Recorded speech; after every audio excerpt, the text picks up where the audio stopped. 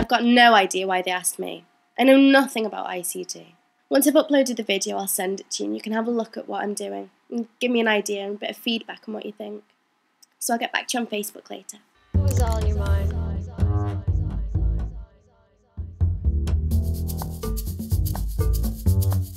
was all in your mind? So my teacher had another careers chat with me today and she said that I should look into ICT. I mean, it can't hurt to do a bit of research, but I haven't got a clue what it is. It sounds like some sort of disease. So I'll just have a little check-up on it.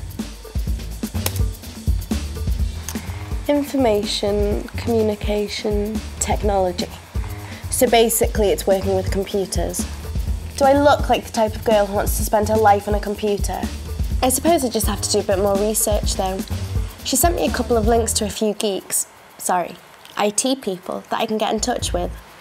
Well, they all seem to look normal enough. Except maybe the guy with the green hair. James, hey. I'll drop him an email, see if I can meet up outside of his work. Hopefully he'll tell me what it's really like. He'll probably suggest meeting at some crazy computer convention or something.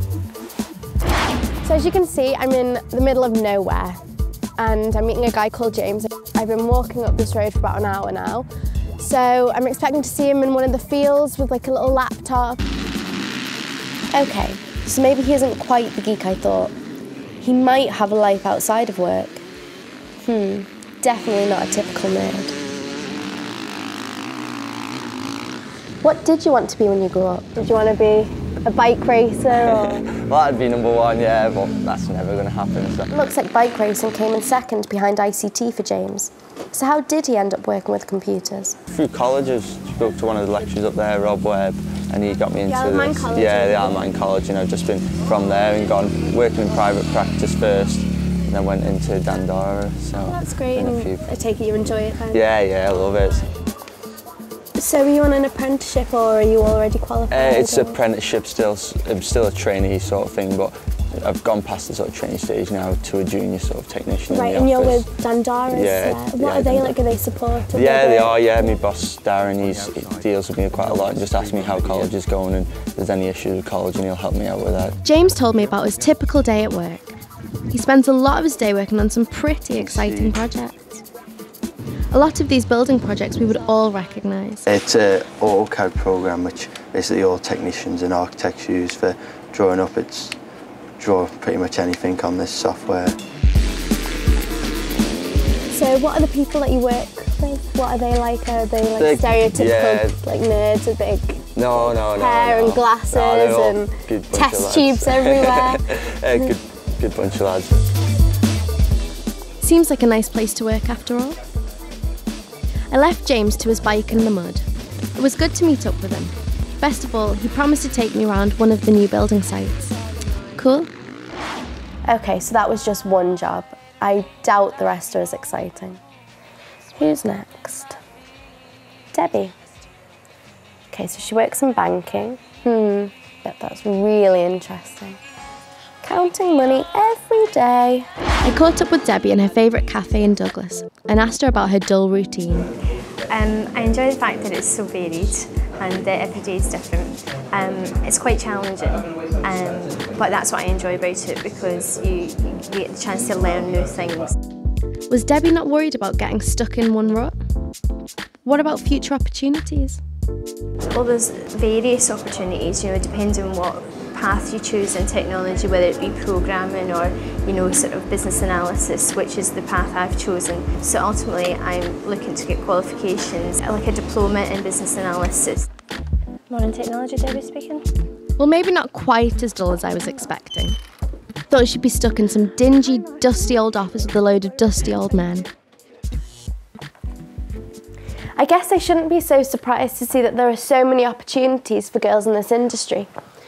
But at the same time, I kind of expected most girly jobs to be, very admin-based and, well, girly.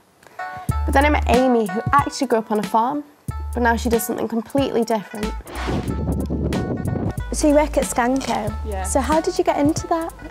I just seen advertisements in the paper and my dad suggested it might be a good thing to go for.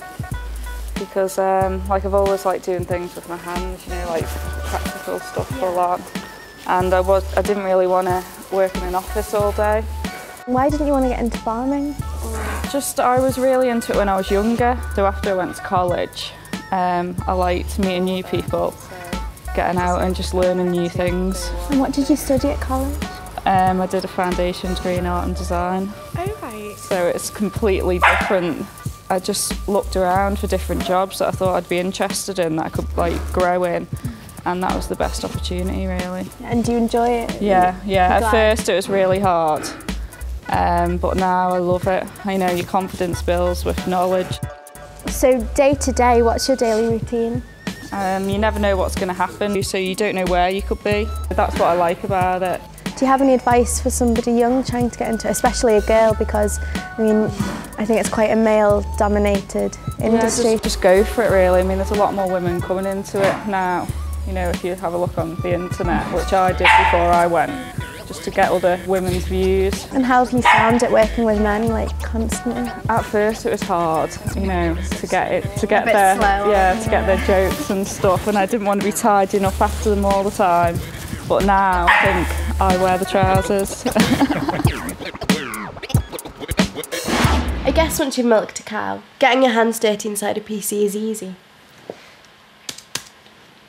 And speaking of getting dirty, tomorrow I'm up bright and early to go and meet James at one of his new building sites. So James was telling us about the satisfying feeling he gets when he helps create something. And I'm sure most of you watching this, the greatest thing you've ever created is a den or a tree house, or maybe even put up a tent. Well, this, on the other hand, is something quite spectacular to have helped create. So I can definitely see where he gets the satisfaction from when he sees it coming to life. The closest I've got to putting a building together was with some Lego bricks. Okay. This was a bit different. Car park area here. So are these going to be apartments? It's going to be apartments, yeah. This must really put his work into perspective, from computer screen to this. So he'll get involved with the project architect.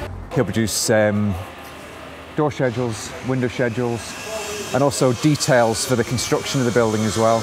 And obviously we encourage the guys to get on site as well, to look at how the thing's actually put together.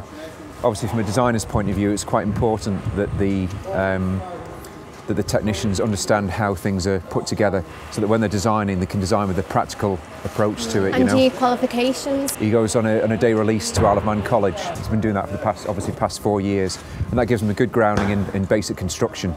And that theoretical knowledge is then transferred through the practical aspects of what he's doing in the office. Coming on site, he's actually seeing what's happening on site as well. And girls as well as them? We do have a trainee architectural technician, so we do encourage girls into the industry, and we do have a trainee quantity surveyor as well. James and Darren were very proud of the development and showed me round. Funny, I'd never thought about the IT work behind all of these buildings that we see every day.